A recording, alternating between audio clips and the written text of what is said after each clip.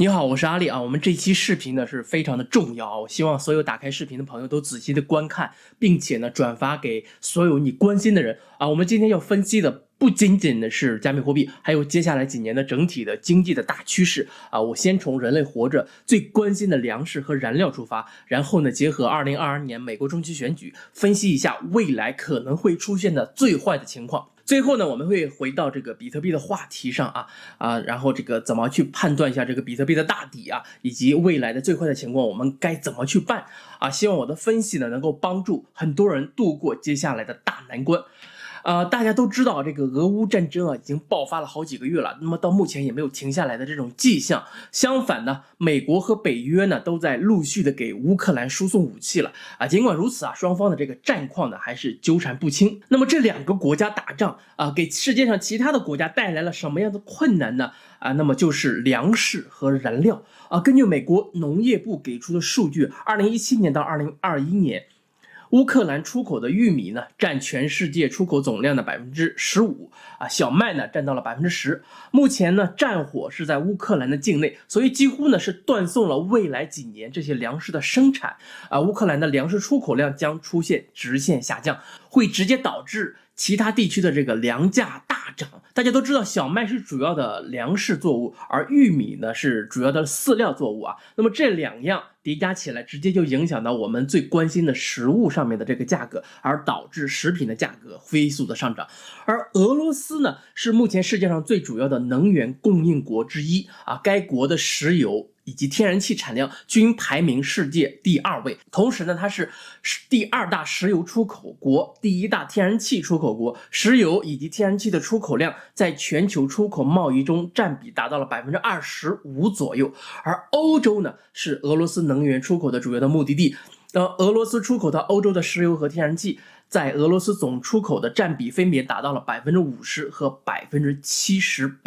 那么俄乌战争以来，欧美国家形成了这个统一的战线，制裁俄罗斯，不购买俄罗斯的燃料，那么这就是导致汽油价格上涨的直接因素啊。那么我本身呢，在美国呢，这2年也是经历了这个油价从2美元每加仑上涨到了目前这个接近7美元每加仑啊，汽油的消费啊，直接是飙了3倍多。与此同时啊，美国经济分析局的统计数据显示啊，美国储蓄呢已经暴跌到了2008年大萧条以来的这个最低的水平啊，非常明显啊。很多美国家庭的开支呢，因为食品和汽油的上涨而变得高起来，但是呢，收入并没有明显的增加。另外一项数据显示啊，美国家庭的负债开始增加了啊，这一切反映到通胀数据上，就是8.5%的这个 CPI 的高通胀。这个数据呢，我之前也是讲过很多次了，这也是美联储加息的最主要的原因。美联储呢，他们各方的这个官员最近是多次公开表示，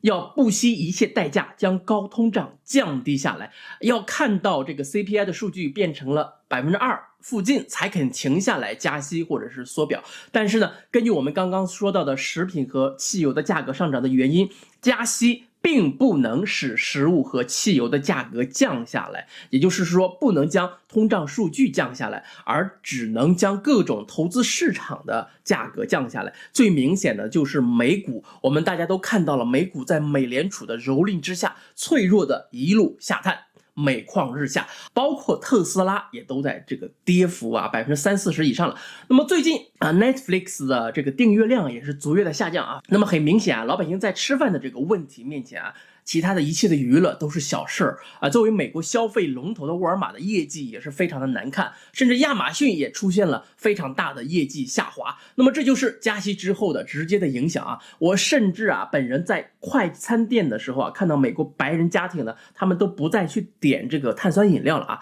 而是非常就是羞涩的去要了几个水杯，去只喝那个水了。那么来过美国的朋友都知道，之前这个美国家庭啊，他们是多么的爱喝碳酸饮料，爱喝可口可乐。那么本月初的美联储会议啊，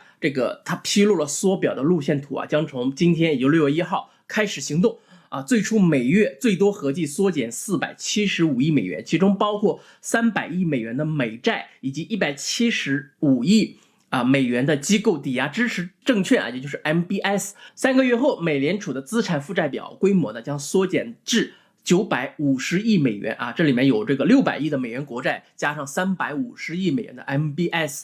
对于投资者啊，甚至这个美联储本身而言，缩表对金融市场的影响啊，并不如加息那样容易量化。但是呢，现在几乎可以肯定的是，缩表将使美股继续承受压力。很多分析师表示缩表可能会给股市带来不利的影响，并将面临投资组合多重风险的投资者推入两难的境地。那么他们也说这个缩表会将国债实际的收益率推高，反过来又会降低股票的吸引力，并给国债期限溢价带来上行的压力。即这个投资者在债券期限内承受的这个利率的风险所需要的补偿增加了。另外呢，这个2022年的11月份是美国的这个中期选举的日子大家都知道，目前投票最多的一代人呢，就是婴儿潮的那一代人那么也是美国目前最富有的一代人他们手里的资产比如这个房产股票甚至有的人已经退休了，那么退休金也是放在股票账户上。这一批人呢，正是美联储加息和缩表打击的重点的对象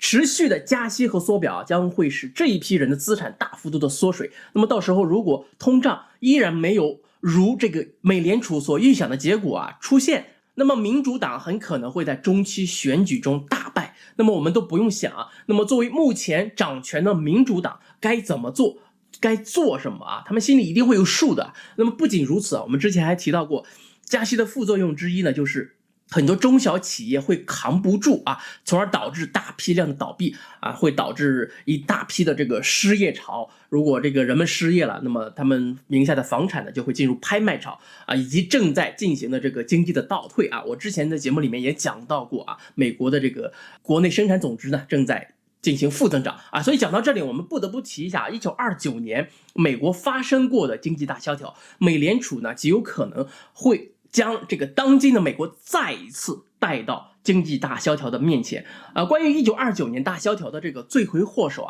诺贝尔经济学奖得主叫 Milton Friedman 在1963年给出了敌在本能寺的结论，说1929年崩盘的直接导火索或许有很多，但美联储错误的货币政策，也就是他们当时没有及时的放水去救市，才是让美国陷入大萧条的元凶。那么这个结论呢，后来逐渐被主流所认可。2002年当时的这个美联储主席伯南克参加这个 Milton Friedman 的90岁的生日宴的时候直接就讲到，关于大萧条你是正确的，美联储错了总之吧，美国目前所面临的这个问题呢是非常的严肃，进退两难继续加息缩表呢可能会导致经济大萧条，那么美联储及这个当今掌权的政党呢都会跟着遗臭万年但是呢你又不加息呢，又会放任这个通胀继续高涨该怎么办呢？有没有一个两全的解决方案呢？一定是有的，那就是战争对外输出战争，从而盘活本国的经济，转移内部矛盾